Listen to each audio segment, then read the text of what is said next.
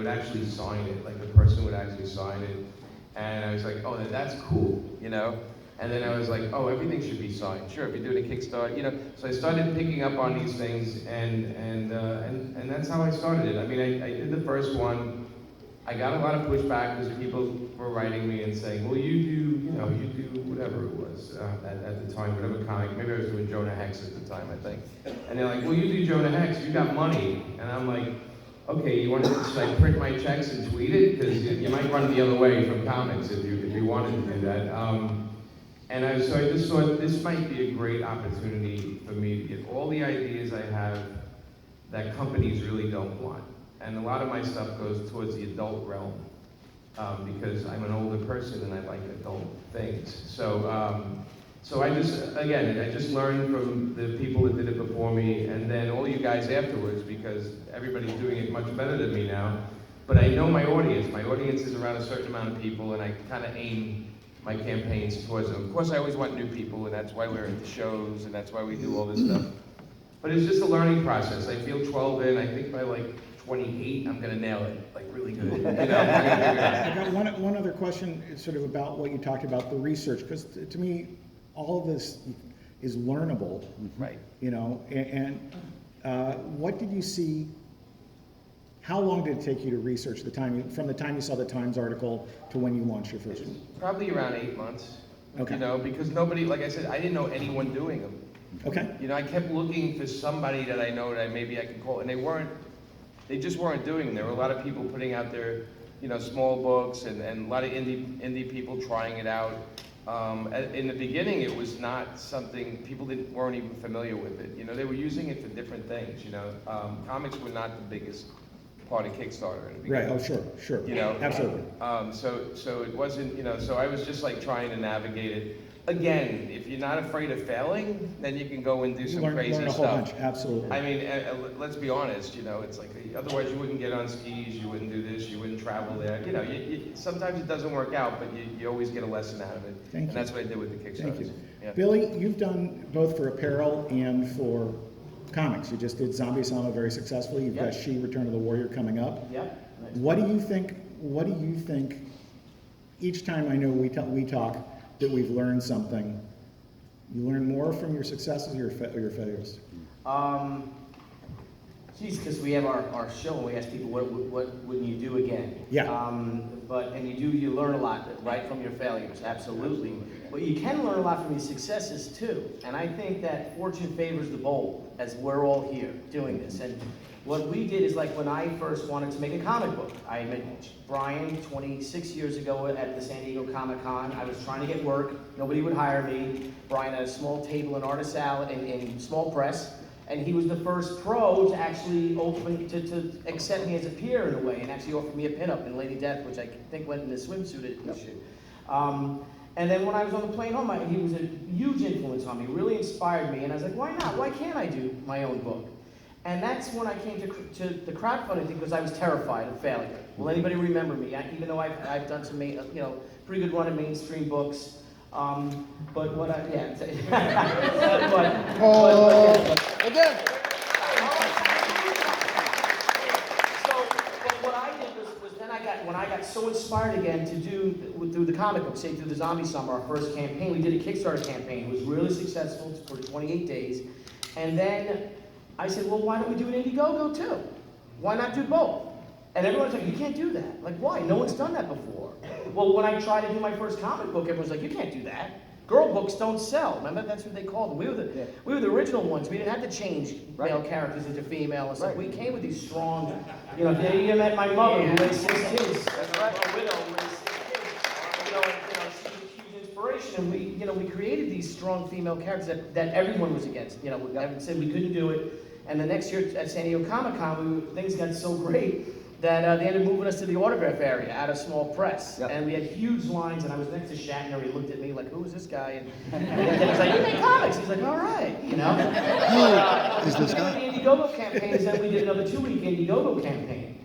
And it was so great, because like I got on Doug's show, and I was talking to people and got that out there. And what happens is that we did more money on Indiegogo in 2 weeks than we did on Kickstarter in a month. And all the big levels were gone.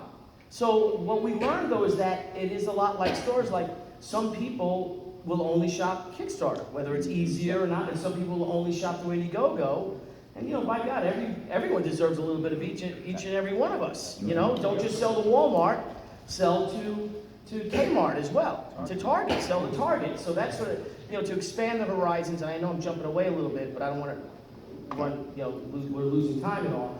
But I think that's the way, is to be bold, be fearless, because it is nerve-wracking, as you said. You're nervous every time. Brian still is nervous at this point. Will people go for it? Will we do as well as the last one? Right. And he just keeps going up higher and higher. So that's it. Be bold. And by the way, if you guys want a resource, subscribe to Billy's YouTube channel. It's called Crowdfunding Comics. Just look up Crowdfunding Comics. It's every Thursday night, 6 p.m. Pacific time. Yep. And 9 p.m. Eastern. He live streams some incredible. Yeah, anyone wants to come on the show, they're on. Can I come on before we watch next week? Absolutely. Are you kidding me? Yeah. I'll be on August 1st. I was just we'll booked. Billy just booked me for August 1st. Yeah, that guy too. We'll see if we can fit you in. Yeah. All right, fair I was the pilot. Yeah, no, we've been doing it every sometimes 3-4 shows a week with my partner Niall Scala and I. So if anybody wants to be on it, please email crowdfundingcomics@gmail.com. So. All right, Brian, you're up. What?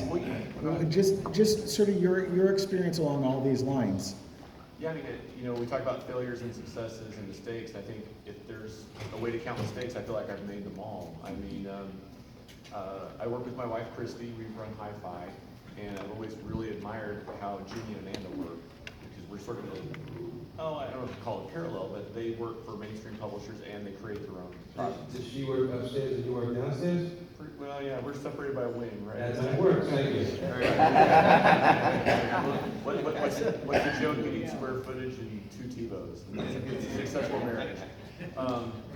But so, I really admired how you guys do that. You work for the mainstream publishers, you've got an audience there, but you're also putting out your own stuff. And we had authored a couple of art instruction books through a traditional publisher. When the financial crash happened, that publisher went out of business. And those rights reverted back to us, and we said, now what? Now what do we do?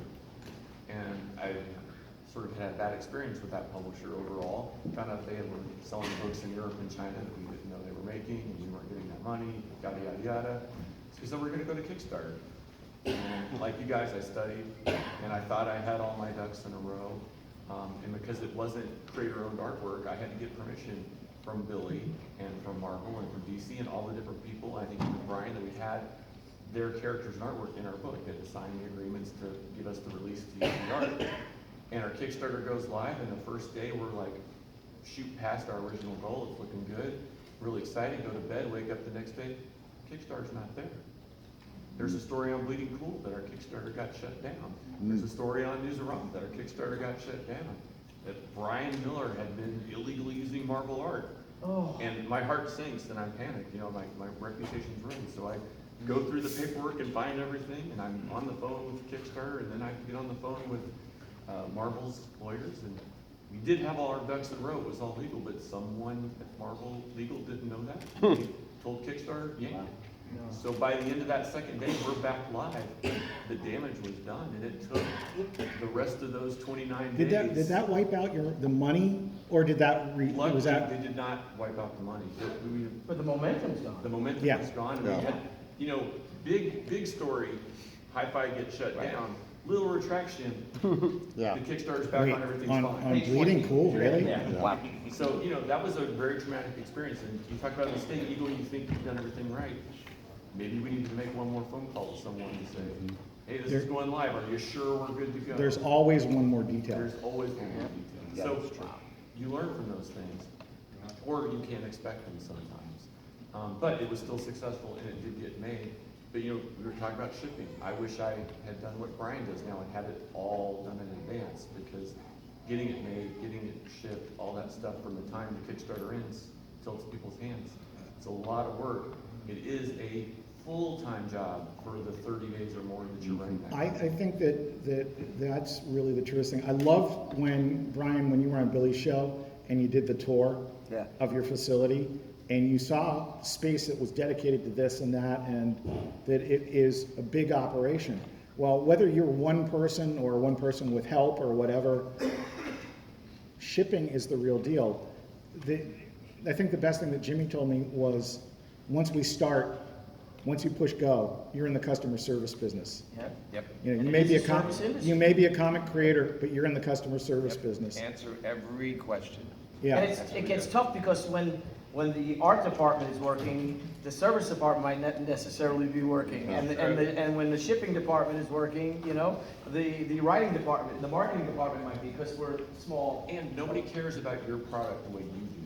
Right. So if you're offloading that to a shipping company or something, there's no guarantee they're gonna take care of it. That's why Brian's doing his own distribution now with that stuff, and he's killing it because he cares and his people care, and they're gonna package it right and ship it right. And you can, yeah, so, no, please. I was gonna say that our view is that, yeah, it's all about customer service. I was the first person working in my company, the first person I hired, their job title was customer service manager.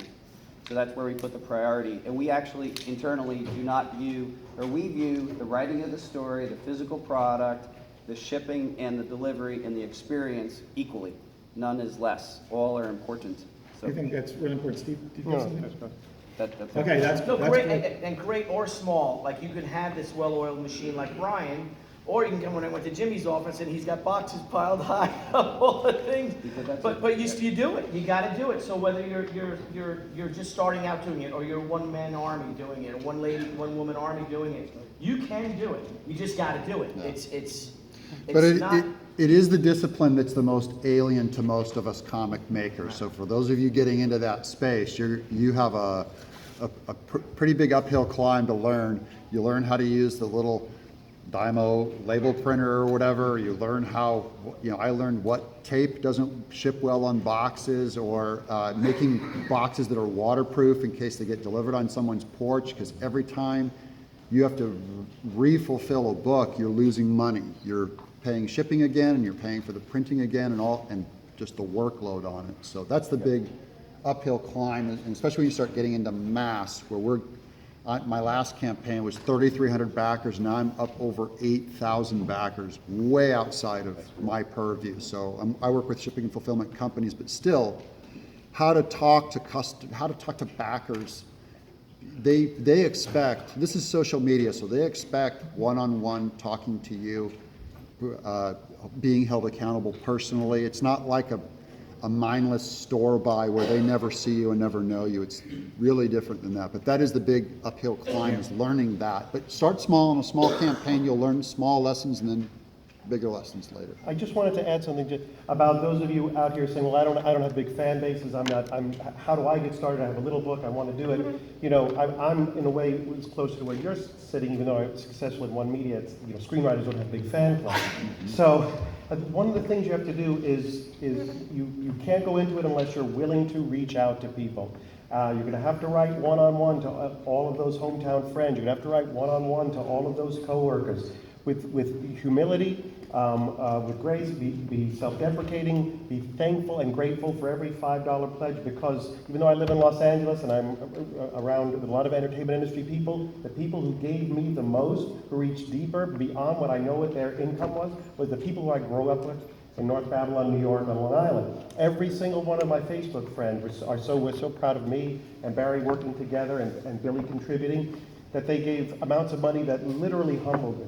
So if you're getting into it, you don't have a fan base, just know you're going to spend those 30 days writing to people, sending them your link, telling them that's not charity, you're giving them something for their pledge, and you'll be surprised. People one by one will step up. So that's what I can say to those of you out there who want to start small and don't have some fan base. I think that's a really important point, Stephen. It echoes what Jimmy said about the personal note going with the Kickstarter stuff, the personal response. I backed Steve Conley's Middle Ages recently, and when the hardcover came in, it had a note and it said, "Dear Jeff," and I thought, that's great, good personalization. It's just form, form, right? But in the middle of it, it said, "Good luck with your Kickstarter." Wow. So it really was a personal note. All right, we've got have the song, isn't it? we've got in the wrap up note. So anybody want to tell people what you've got coming next, and we'll be done. Yes, yeah, because we are running. I just want to say, I also, when I get my the Kickstarters from Brian Leto, there's always a little little Sharpie on the thing, hi Billy with a smiley face and all. Yeah, So thank you. That's like pretty. your boy. Yeah, What's to my boy Billy, what's That's up? right. Yes, I just want to say something. We are releasing She out next month. It's called Return of the Warrior. 2 weeks after Brian, or 3 weeks after Brian. If you guys would check it out, like I said, go to crowdfundingcomics.com, billytucci.com. If you stop by my booth, 1801, I'm at the AB.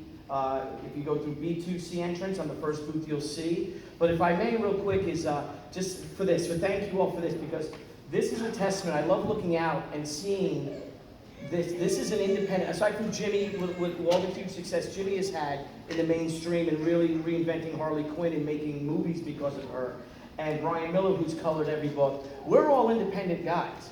We're all self-publishers. We're all small indie guys. And it really warms my heart to see a double room like this filled with all you guys to come. So I just want to thank you all for this. And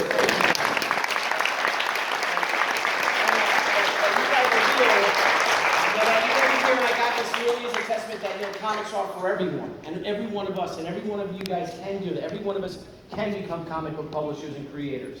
So thank you very much. So that's it for me. Stage of my Painful Jane Kickstarter, so I won't be doing a Kickstarter until the last book is shipped. That's my rule. I don't start something until the other thing is done.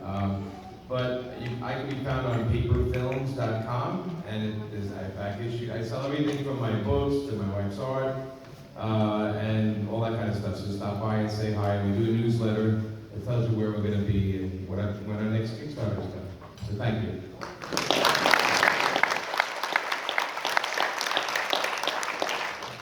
Visit me and the Coffin Crew at booth 5530, right across from the Kid, down in the hall. And please, back Lady Death Blasphemy Anthem on Wednesday, August 7th at 7 p.m. Pacific Daylight Time. Be there. Jimmy Calabrese, the marketing and sales manager of Coffin Comics, also bass player for Calabrese, will be here right outside with me, and we will give you this flyer to rock out on. Thank you so much for being here, everybody. And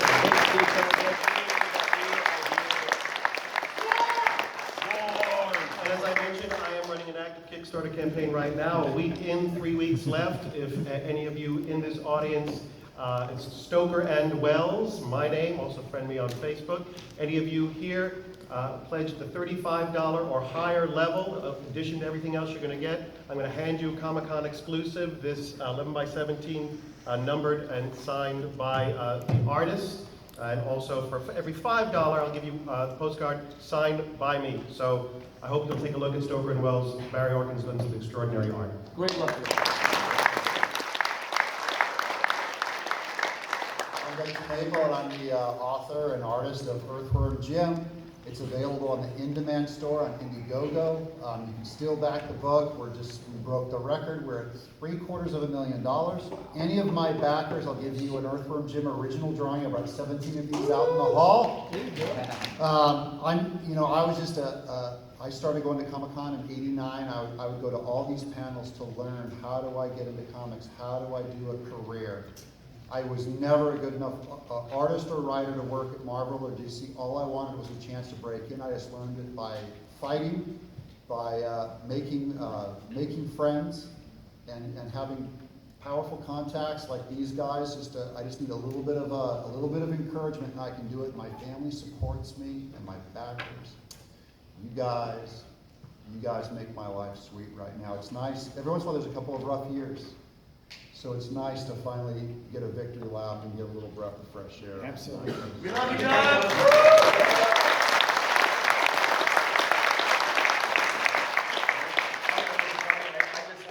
Sometime this fall, check out Al Capone Vampire on Kickstarter. It's my next Vampire PA book. I am really glad you guys were here. Are you guys glad? Yeah.